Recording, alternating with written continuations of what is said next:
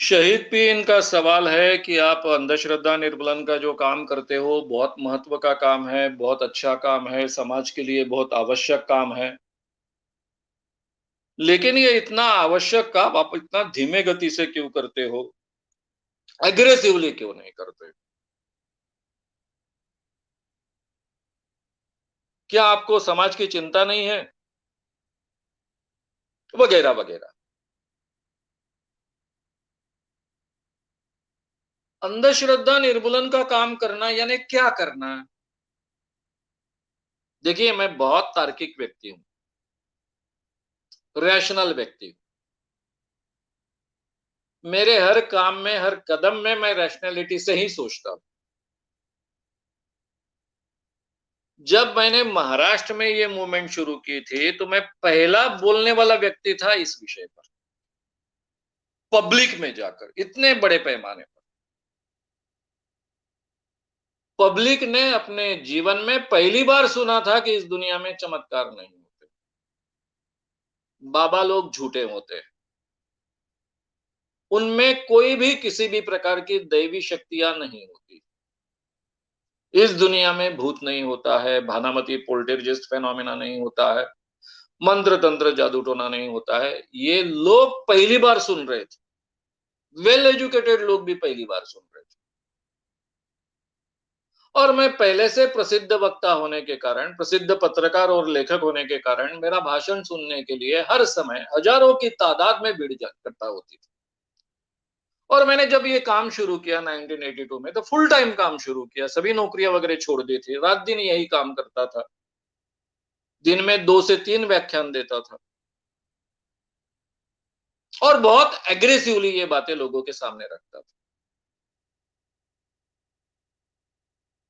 लेकिन एग्रेसिवली काम करते समय मैं कभी भगवान के खिलाफ नहीं बोला, धर्म के खिलाफ नहीं बोला।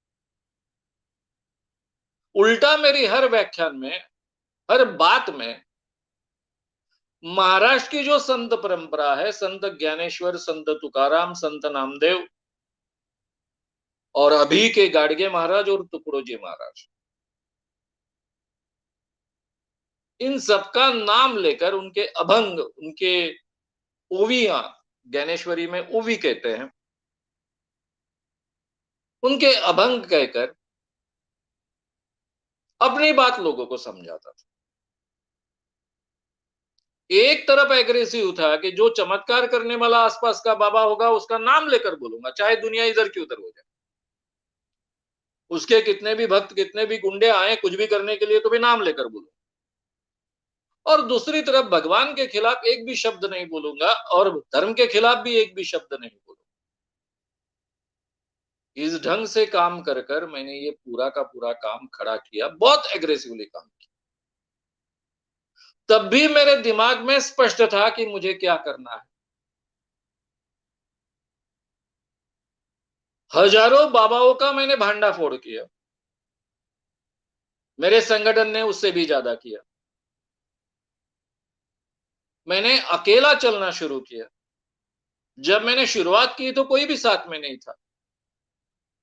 मेरे मित्र भी दूर दूर से हाथ लगा रहे थे। पूरी तरह से अपने आप को झोंक दिया। मैं चलता गया और धीरे धीरे कारवां बनता गया। सब नए कार्यकर्ता बाद में जुड़ते गए, बनते गए, काम चलाते रहे। तब भी मेरे दिमाग में स्पष्ट था कि मेरा एक्सपोजर करना ये प्रधान काम नहीं है। बाबाओं का भांडाफोड़ करना ये प्रधान काम नहीं है। चमत्कार झूठे होते हैं, ये बार बार सिद्ध करना मेरा काम नहीं है। शमशान भूमि में भूत नहीं होते हैं, ये सिद्ध करना ये मेरा काम नहीं है। ये तो केवल मैं जो अपनी बात कह रहा हूं उसकी प्रतिष्ठा निर्माण होने के लिए, क्रेडिबिलिटी, विश्वसनीयता निर्माण होने के लिए मुझे ये बार बार सिद्ध करना पड़ता है। और जब तक ये विश्वसनीयता सिद्ध नहीं होती है, क्रेडिबिलिटी निर्माण नहीं होती है, क्योंकि लोग पहली बार सुन रहे हैं, उनके लिए बहुत अचरज की बात है, तब तक मुझे ये इस ढंग से काम करना पड़ेगा। लेकिन तब भी मैं अपने कार्यकर्ताओं को समझाता था कि भांडाफोड़ करना, एक्सपोजर करना ये हमारा उद्देश्य नहीं है। वो केवल हमारा साधन। हमारा उद्देश्य है लोगों के विचारों में परिवर्तन करना। और लोगों के विचारों में परिवर्तन करने के लिए ये संगठन है, उसके लिए ये काम है, उसी के लिए मैंने इतना बड़ा संगठन खड़ा कर रहा हूं, उसी के लिए कार्यकर्ताओं के शिविर कैंप्स ले रहा हूं, वर्कशॉप्स ले रहा हूं,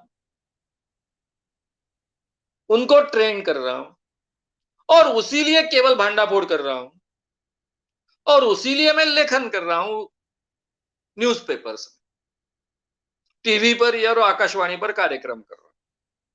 लेकिन सबका उद्देश्य है लोगों के विचारों में परिवर्तन करना। तो मेरे काम का मूल उद्देश्य ही है लोगों के विचारों में परिवर्तन करना। अब मैं 40 सालों से काम कर रहा हूं, भाषण देना मेरा रेगुलर काम है। 10,000 से ज्यादा व्याख्यान मैंने दिए। मेरे संगठन में कम से कम 30-40 वक्ता है जो रोज कहीं ना कहीं भाषण देते हैं। उनके मुझसे भी ज्यादा व्याख्यान हुए होंगे इतने सालों में। उनमें काफी कार्यकर्ता गए 30-35 सालों से काम करते आ रहे हैं। इन सब व्याख्यानों के माध्यम से हम लोगों को समझाते, उनके विचारों में परिवर्तन करने के लिए प्रयास करते। और इसी का परिणाम ऐसा हुआ कि महाराष्ट्र में जादू टोना विरोधी कानून बना। उसके लिए मैंने बहुत मेहनत की। उसके लिए 2005 से 2008 तक 3 साल तक मैं अपना व्यवसाय बंद कर कर पूरा समय उस कानून में बदलाव लाने के लिए देता गया। 2013 से 2020 तक पूरी तरह से मेरा व्यवसाय बंद कर कर 7 साल में कोशिश करता रहा ताकि ये कानून बना है 2013 में, तो उसका बढ़िया ढंग से प्रसारण हो, प्रचार हो, और उसका बहुत अच्छे ढंग से इंप्लीमेंटेशन। अब मेरी दिक्कत ऐसी हो गई कि सरकार बदल गई, नई भाजपा की बीजेपी गवर्नमेंट यहां आ गई। बीजेपी गवर्नमेंट के मुख्यमंत्री अच्छे मित्र है, अर्थमंत्री अच्छे मित्र है। मुझे लगा क्योंकि उन्होंने कहा हम करेंगे बहुत अच्छे ढंग से काम, और 5 सालों में उन्होंने कुछ भी नहीं। नहीं तो ये कानून के जरिए पूरे देश में बदलाव लाने की क्षमता इस कानून में, क्योंकि ये कानून सभी प्रसिद्धि माध्यमों को लागू होता है। कड़ाई से अगर इस कानून का सही माने में उपयोग किया गया, इस कानून का इंप्लीमेंटेशन किया गया, तो पूरे भारत के प्रसिद्धि माध्यम सुधर जाएंगे, सारे पेपर सुधर जाएंगे, सारे टीवी सुधर जाएंगे। क्योंकि जो भी महाराष्ट्र के दायरे में प्रसिद्ध होता है, उसमें से कुछ भी अगर कानून के खिलाफ है तो उनको सीधा सीधा 6 महीने जेल में जाना पड़ता है। इतना इफेक्टिव कानून। ये कानून का प्रचार और प्रसार और इंप्लीमेंटेशन करने के माध्यम से बहुत बड़ा प्रबोधन कर सकते हैं, खास कर वैज्ञानिक दृष्टिकोण निर्माण करने की प्रक्रिया सशक्त बना सकते हैं। ये सबसे बड़ा ताकतवर हथियार हो सकता है, और ऑलरेडी हम ये प्रयोग कर चुके हैं सरकार के साथ में, पुरानी गवर्नमेंट के साथ, और वो बहुत सक्सेस हुआ, इसलिए हमारा आत्मविश्वास भी बढ़ा। लेकिन बीच में बीजेपी गवर्नमेंट आई, 3 साल तक उन्होंने मुझे केवल घुमाते रहे। मित्र है इसलिए मैंने बोला आज नहीं, कल, कल नहीं, परसों शुरू करेंगे। 3 साल बाद ध्यान में आया कि इनको करना नहीं है, ये मुझसे झूठ बोल रहे हैं, और फिर मैंने पूरी ताकत ये यूट्यूब चैनल पर लगा। इसलिए हालांकि धन्यवाद देना चाहिए देवेंद्र फडणवीस जी को, जो महाराष्ट्र के मुख्यमंत्री रहे, उन्होंने ये काम न करने का तय किया, इसलिए मैं यूट्यूब चैनल शुरू कर पाया। और इस यूट्यूब चैनल के माध्यम से आज मैं पूरे दुनिया के पास में हूं। जो जो इस विषय में इतने सालों में मैंने प्राप्त किया, वो पूरे ताकत से यहां पर मैंने रखा। हमारा अंतिम उद्देश्य क्या है? अंधश्रद्धा निर्मूलन का अंतिम उद्देश्य है लोगों की सोच में बदलाव लाना, लोगों को रैशनल बनाना। और आज ये यूट्यूब चैनल के माध्यम से कई करोड़ लोगों तक पहुंच रहा हूं, 90 देशों के हिंदी भाषी के लोगों तक पहुंच रहा हूं। पहले इतना बड़ा अप्रोच कभी नहीं था, मैं खुद पत्रकार था, लगातार लिखता था, फिर भी इतनी बड़ी तादाद में लोगों तक नहीं पहुंच पाता था। टीवी का माध्यम बहुत मर्यादित तरीके से उपयोग में लाने की गुंजाइश होती थी, ज्यादा अवसर नहीं मिलता था, उसमें काफी मर्यादाएं आती थी, रेडियो का माध्यम में मर्यादाएं आती थी। आज मुझे जो चाहिए वो पूरी तरह से ताकत से मैं आपके साथ में बोल सकता हूं। और अंधविश्वास के क्षेत्र में सभी जो विषय आवश्यक है, सभी विषय आज ऑलरेडी अपलोडेड है श्याम मानव चैनल पर। हर विषय को आप सुन सकते हो, ये पहले अवसर कभी नहीं था। हालांकि मराठी में 6 किताबें हैं इस विषय पर, काफी पुस्तिकाएं हैं, लेकिन इसके बावजूद ये सभी विषय सबके अप्रोच में नहीं थे, आज वो अप्रोच में आ चुके हैं। तो एग्रेसिवली काम करना है, यानी क्या करना? अपनी बात करना स्पष्टता से। अब एग्रेसिवली करने की आवश्यकता नहीं है इतना, क्योंकि मुझे बार-बार प्रूव करने की आवश्यकता नहीं है। गए 40 सालों में हम आह्वान देते आए हैं, आज 25 लाख का वो आह्वान है कि हम जो कह रहे हैं उसके खिलाफ आप कोई भी प्रूफ लाइए और ये 25 लाख का प्राइस ले जाइए, जो पहले 1 लाख का था जब मैंने शुरू किया था। आज वो 25 लाख का है। शायद 1 आध 2 साल में वो 30 लाख का बन जाएगा। तो एक तरफ ये विश्वसनीयता है, दूसरी तरफ इतने सालों से इस क्षेत्र में हम काम करते आए, एक भी बार हमारा कभी पराभव नहीं हुआ, हमारी बात कभी झूठी सिद्ध नहीं हुई। ये क्रेडिबिलिटी साथ में है। और तीसरी महत्व की बात में है कि जादू टोना विरोधी कानून हाथ में है।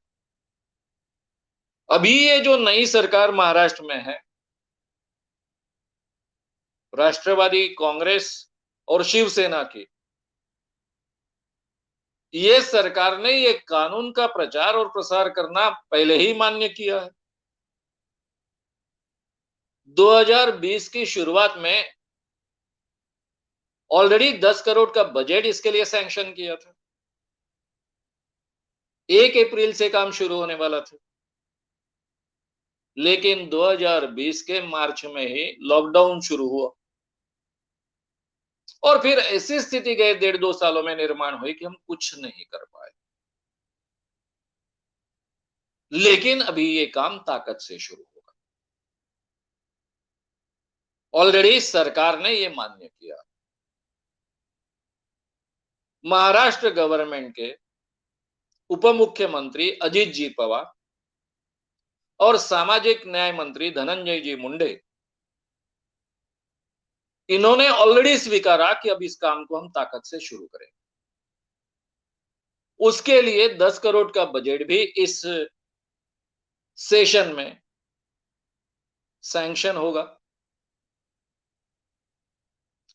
और एक बार ये काम की शुरुआत हो जाएगी तो ये ठीक है कि महाराष्ट्र की ये काम मर्यादित रहेगा, ऐसा नहीं होगा, ये मैं देखूंगा। महाराष्ट्र में ये बड़े पैमाने पर काम होगा, लेकिन ये काम डायरेक्टली इनडायरेक्टली पूरे देश में पहुंचे। मीडिया पर ये कानून लागू करने के माध्यम से पूरे देश में पहुंचे और हम इस महाराष्ट्र गवर्नमेंट के माध्यम से जो जादू टोना विरोधी कानून का प्रचार प्रसार कर रहे हैं, उसके लिए एक स्वतंत्र यूट्यूब चैनल भी शुरू कर रहे हैं, सोशल मीडिया का भी उपयोग कर रहे हैं। जैसे उसमें मराठी का उपयोग होगा, उस ढंग से हिंदी का भी उपयोग होगा और उस माध्यम से हम पूरे देश में पहुंचने का और ज्यादा अच्छे ढंग से प्रयास करें। मैंने हमेशा कहा है कि अगर सरकार ने मन में लाया और बहुत अच्छे ढंग से साथ दी और आगे 3 साल भी ये काम चलता रहा, तो ये पूरे दुनिया में एक बहुत ही उत्कृष्ट उदाहरण निर्माण होगा कि किस ढंग से वैज्ञानिक दृष्टिकोण उसकी पैठ लोगों में बिठाई जा सकती है। लोगों में कैसे वैज्ञानिक दृष्टिकोण स्वीकारने के लिए उनको प्रवृत्त किया जा सकता है। किस ढंग से इस कानून का इम्प्लीमेंटेशन हो सकता है, प्रचार और प्रसार हो सकता है। ये एक बहुत बड़ा उदाहरण होगा और महाराष्ट्र में वो ताकत है। क्योंकि महाराष्ट्र में अलग-अलग क्षेत्र में, पुरोगामी क्षेत्र में, प्रोग्रेसिव क्षेत्र में काम करने वाले बहुत कार्यकर्ताओं का समूह है। मेरे संगठन के कार्यकर्ता तो है ही, लेकिन बहुत बड़ा समूह, और उनका भी बहुत अच्छे ढंग से सहयोग लिया जा सकता है। तो इसलिए एग्रेसिवली काम करने का मतलब क्या है? मेरा इतने सालों का अनुभव है, हमें अंतिमतः एक ही काम करना है, लोगों का प्रबोधन करना है। लोगों को साइंटिफिक विचार करने के लिए, जिसको हम वैज्ञानिक दृष्टिकोण कहते हैं, वैज्ञानिक दृष्टिकोण स्वीकारने के लिए प्रवृत्त करना है, एक रैशनल विचार करने के लिए उनको प्रेरित करना है। ये सही इतने सब काम का एक उद्देश्य, और उस दिशा में हम तो लगातार बढ़ रहे हैं। तो इसलिए आपको एग्रेसिव काम करने की जो आपकी कल्पना है और मेरी कल्पना है, इसमें अंतर है, और ये अंतर अनुभव के आधार पर खड़ा हुआ अंतर है। मैं ज्यादा परमानेंट और ज्यादा बड़ा काम करना चाहता हूं। सालों तक ये छोटे छोटे काम हम करते ही आए। अगर ये परमानेंट काम निर्माण करना है तो उस दिशा में प्रयास शुरू है। आप सबकी उसमें मदद लगेगी, आपकी भी मदद लगेगी, और सब मिलकर हम बहुत अच्छे ढंग से ये काम को खड़ा करेंगे। और सही माने में जो महाराष्ट्र की एक ख्याति है, एक पुरोगामी महाराष्ट्र कहा जाता है, क्योंकि यहाँ फुले शाहू अंबेडकर जी की परंपरा रही है। उसी ढंग से संत ज्ञानेश्वर, संत नामदेव, संत तुकाराम, गाडगे महाराज, टुकड़ोजी महाराज, इनकी भी परंपरा रही है। फिर इसमें कई समाज सुधारक है, प्रबोधनकार जी ठाकरे है, स्वतंत्र वीर सावरकर है। इन सबका योगदान महाराष्ट्र की इस पुरोगामी विचारधारा में रहा है। तो सही माने में ये पुरोगामी महाराष्ट्र पूरे देश को एक पुरोगामित्व की दिशा दे पाएगा। इतना बड़ा काम करने की तैयारी है। ये काम उस ढंग से आगे चले, ऐसी अपेक्षा है, और आपके साथ की भी अपेक्षा है।